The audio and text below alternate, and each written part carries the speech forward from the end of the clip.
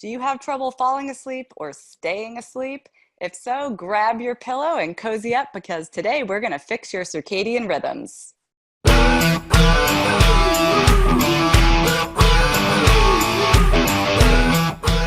In 2016, the CDC reported that over 30% of adults don't get enough sleep. I see sleep problems with most of my clients, and many have been prescribed some type of sleep medication.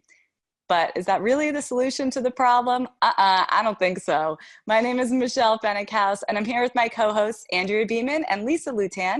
We're health coaches who have helped countless people around the world get happy and healthy and get some darn sleep. Andrea, do you want to start off talking about circadian rhythm?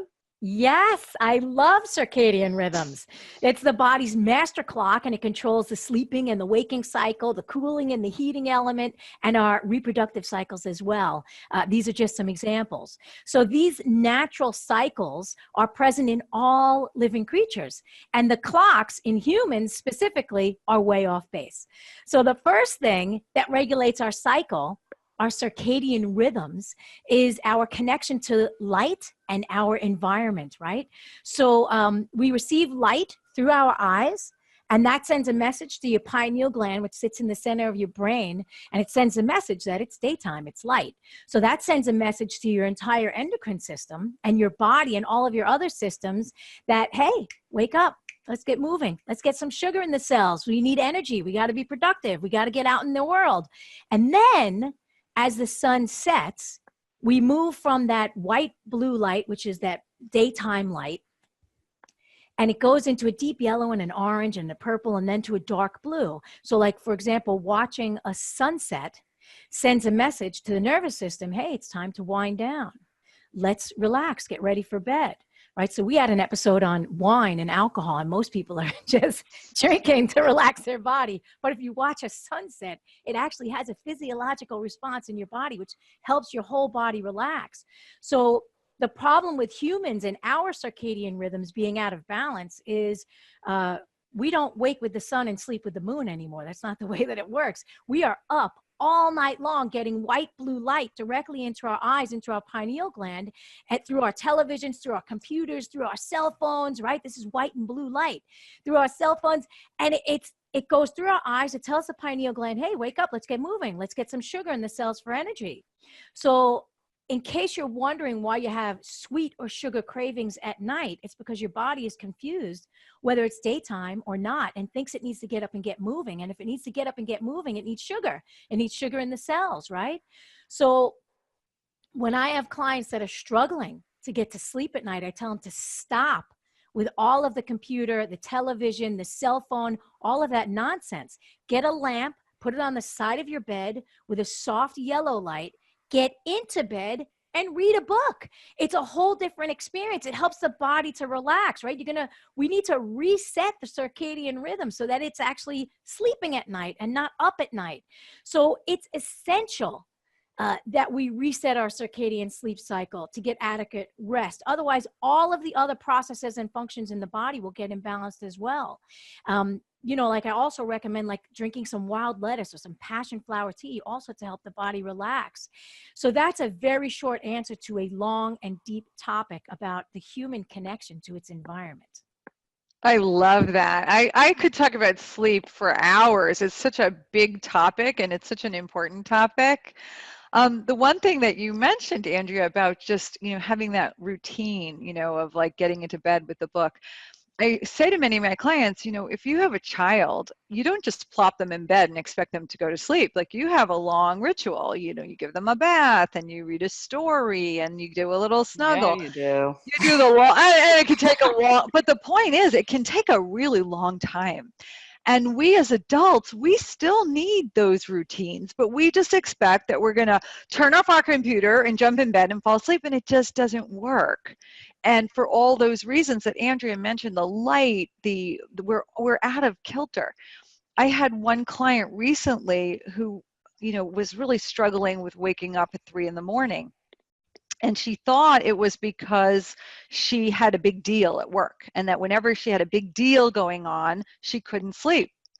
And through kind of trial and error, what we realized was that when she had a big deal going on, she was at her computer and phone later at night. And her brain was getting stimulated, which was waking her up a few hours later. So it wasn't that she had the big deal, it was that she had the later use of the technology. And this was a game changer for her. So you have to really look at those habits. Even if you are falling asleep, no problem, and you're waking up a few hours later with a racing mind, often this little phone here is the problem. So you want to look at that. I am a really huge advocate for lifestyle fixes to things, and I'm getting a little bit annoyed with some of these apps that are out there about sleep. And they're tracking light sleep and REM sleep and how many times you're awake. And people are so focused, like, I didn't get enough sleep, I didn't get enough sleep. And it's like, turn it off, stop paying attention, and get some sleep. And if you can't sleep, just rest. Just lie there, don't get freaked out, and don't panic, because your body loves rest too, and it's all good.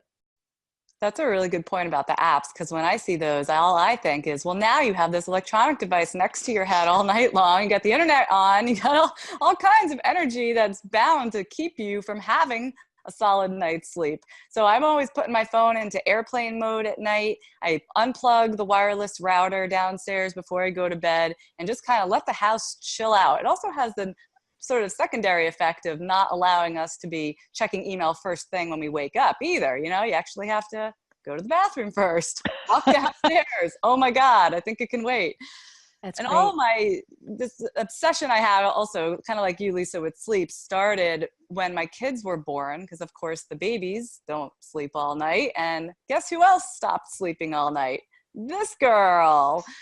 So that lasted for a really long time. Even now I go to these great lengths, like unplugging the router at night to make sure I get that solid night of sleep. I have a lot of clients who will say, I don't go to bed till 2 o'clock in the morning. Or I go to bed, but I wake up constantly all night long. And what I also notice is that they tell me when I wake up or when I can't sleep, what do? Check their phone. Watch TV, check their phones, hop on the iPad, surf through Pinterest. And that is the exact opposite of what you want to do. If you can't sleep, it's just going to perpetuate the problem, like Andrea described so well. So instead, like you said, Lisa, it's really fascinating that if you just rest, like that idea of being in darkness is almost as important as being asleep. So if you can just be quiet in bed and kind of fake it till you make it, you are getting almost as much of the restoration as you would get if you were actually snoozing. So my suggestion is that you just lie there, be quiet, and be in the dark, quiet place so that you can restore your circadian rhythm and not throw it more out of whack. I love that. I also love that you have clients that'll stay up till 2 o'clock in the morning and they think that that's normal, right? So when my clients tell me, you know, that they're up till 1 o'clock and 2 o'clock, and they say, I'm a night owl. I've always been a night owl. I always say to them, I want you to go to the mirror and look at your face. I want you to tell me how big your eyes are, right? Because if you look into nature and you look at all of the animals that are nocturnal, right? They either have really large eyes or they have sonar that they can hear, right? Or like in the case of the cats that hunt at night, they have an actual reflector in the back of their eyes that helps them. They pick up a little tiny piece of light and it's reflected and they can see in the dark. Yeah. So unless you have those qualities, you're not a night owl. You are a human being, and human beings sleep with the moon and wake with the sun. That's the end of that story. So I want to thank everyone for joining us today. We don't want you to miss any episodes of The Healthy View, so we've made it really easy for you to find us and subscribe on iTunes.